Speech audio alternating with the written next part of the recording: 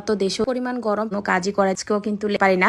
সেদিন যেটা বের হই সবসময় নাই আমার সাথে করি। হ্যালো এভরিওয়ান, আসসালামু আলাইকুম। সবাই কেমন আছেন? আশা করতেছি ভালো আছেন। আমিও ভালো আছি আল্লাহর রহমতে। মনে হচ্ছে এই তো সেদিনে তো রোজার জন্য কত আয়োজন করলাম, রোজা আসা করে কত আনন্দ কত খুশি। আর আজকে দেখতে দেখতে কিভাবে যে রোজা শেষ হয়ে গেল টেরই পেলাম না। সবাইকে ঈদের শুভেচ্ছা, ঈদ মোবারক। প্রতিবারই রোজা শেষ সময়টা আমার কাছে খুবই খারাপ লাগে, কান্না চলে আসে একদমই। রোজার মাসটা অনেক বেশি মায়ার কাটে। যাই হোক, প্রতিবার তো দেশে ঈদ করি, এবার তো দেশেও যেতে পারতেছি না, এভাবেই হচ্ছে। ঢাকায় ঈদ করতে হবে একা একা, কি আর করার। টোনাটুনি দুইজনের সংসার নিয়ে, আমার দুই মেয়েকে নিয়ে একদিক দিয়ে দেশে যেতে পারবো না সেই কষ্ট লাগতেছে, অন্য দিক দিয়ে একটা আনন্দ লাগতেছে। কি জানেন, প্রতিবার ঈদে আমরা 4 জন থাকি, এবার ঈদে আমরা আলহামদুলিল্লাহ 5 জন হয়ে গেছি। আমার সুনাইরা মনির এবার আমাদের সাথে ওর প্রথম ঈদ। এত পরিমাণ গরম পড়তেছে, সেই জন্য সাহসও করতেছি না হচ্ছে দেশে যাওয়ার জন্য। কি আর করার, ঈদ তো চলেই আসছে। কালকে যেহেতু ঈদ, আজকে বাসায় অনেক কাজ আছে। এদিকে খালাও হচ্ছে ছুটি নিয়ে চলে গেছে। তো যাই হোক, দুই মেয়েকে নিয়ে কি আর করব, ওদেরকে সামলে যতটুকু পারি ততটুকু কাজ করার ট্রাই করব। আজকে হচ্ছে একটা ইফতার পার্টির দাওয়াতও আছে, সেখানেও যেতে হবে। তো এই তো আমি হচ্ছে সকাল 7টার থেকে হচ্ছে কাজ শুরু করে দিলাম। আমি ওঠার সাথে সাথে তো সুনাইরা আরিশা ওরা দুইজনও উঠে যায়। কোথায় শাওন সাহেব বাসায় থাকলে আমার অনেকটা সুবিধা হওয়ার কথা, তাই না? মানুষের জামাইরা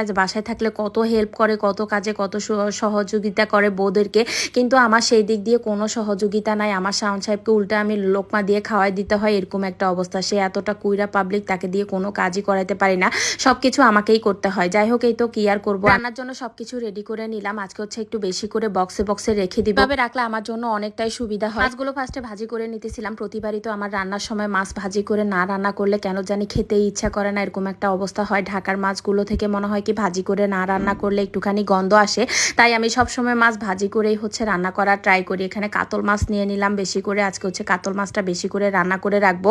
আমার বাসায় হয় কি, মাছটা একটু বেশিই খাওয়া হয়, মানে আমার শাশুড়ি মা যেহেতু মাছ খায় তার জন্য হচ্ছে প্রতিদিনই মাছ রান্না করা হয়। আর শাওন সাহেব এখন তো মাংসটা একদমই অ্যাভয়েড করে, সে মাংস রান্না করলেও খেতে চায় না, তাই আমি মাংসটা রান্না করি না। তার জন্য হচ্ছে বেশি করে হচ্ছে মাছ রান্না করার ট্রাই করি। যেহেতু শাওন সাহেবও মাছ খায়, আমার শাশুড়ি মাও মাছ খায়, ওরা খেয়ে হচ্ছে ভালো থাকলে আমার জন্য সুবিধা হয়। তো যাই হোক, তার জন্য হচ্ছে সবসময় মাছটা একটু বেশি করে রান্না করতে হয়, আর বেশি করে রান্না করে বক্সে রেখে দিলে হচ্ছে আমার জন্য অনেকটাই সুবিধা হয়। তো এই তো আজকে হচ্ছে কোরাল মাছ আর হচ্ছে কাতল মাছ রান্না করলাম। এখন হচ্ছে সবগুলো মানে তরকারি বেশি করে হচ্ছে বক্সে রেখে দিব, যাতে করে মানে আমি যেদিন যেটা বের করব সেদিন হচ্ছে জাস্ট ইয়েতে ওভেনে গরম করে হচ্ছে খেয়ে ফেলতে পারবো। এটা করলে কিন্তু আমার জন্য অনেকটাই সুবিধা হয়, কারণ আমার দুইটা মেয়ে নিয়ে আমি একদমই পারি না। কেন জানি এখন ওদেরকে রেখে বা ওদেরকে সামলে আবার রান্নাঘরে এসে রান্না করতে একদমই ইচ্ছা করে না। আর এখন যেহেতু হেল্পিং হ্যান্ড নাই, আবার খালাও নাই, রান্না বান্না করাটা অনেক বেশি কষ্ট হয়ে যায়, তাই একটু কাজ কমিয়ে রাখলেই হচ্ছে অনেকটাই সুবিধা হয়। তো এই তো কাতল মাছটা হচ্ছে 2 বক্সে নিয়ে নিলাম, আর হচ্ছে কোরাল মাছটা 2 বক্সে নিয়ে নিব। আজকে বাসায় মেহমানও আছে, তাই একটু বেশি বেশি করে রান্না করে নিলাম। বক্সে কিছু রেখে দিব, আরগুলো হচ্ছে পাতিলে রেখে দিব। আমরা যারা বাসায় আছি সবাই মিলে হচ্ছে খেয়ে নিব। আর এখন হচ্ছে এগুলো গুছিয়ে তারপরে আমি আবার ইফতার পার্টিতে চলে যাব। আজকের ইফতার পার্টিটা হচ্ছে উত্তরাতে, সেখানে যেতে কিন্তু অনেক বেশি কষ্ট হয়ে যায়। উত্তরার যাতায়াত অবস্থা কিন্তু আপনারা সবাই জানেন, এত কষ্ট হয় যাওয়া আসা করতে। তো কি আর করব, তারপরে হচ্ছে কষ্ট করে যেতে হবে। আর ফ্যামিলি প্রোগ্রামগুলোতে কিন্তু সবাই একসাথে যেতে কিন্তু অনেক বেশি মজা লাগে, বা একসাথে হতে কিন্তু অনেক বেশি ভালো লাগে। তো এই তো আমার সাথে কিন্তু আপনাদের নোয়াখাইলা বোনও আছে। আমরা এখান থেকে রিক্সা নিয়ে তারপর হচ্ছে সিএনজি স্টেশনে এসে হচ্ছে চলে আসলাম। ওই যে আমার ক্ষেত্রে যেটা হয় অলওয়েজ লেট, আমার আজকেও কিন্তু লেট। আমার ভাই বোন সবাই হচ্ছে চলে আসছে। আজকে আমরা হচ্ছে সবাই মিলে গেট টুগেদার করব করে করতে পারতেছিলাম না। সবাই একসাথে হব করে হচ্ছে প্ল্যানিং চলতেছিল, কিন্তু ভাবলাম আজকে তো রোজা শেষ হয়ে গেল, আজকে লাস্ট ইফতারটা সবাই একসাথে করি, তার জন্যই হচ্ছে সবাই মিলে একসাথে হয়ে যাওয়া।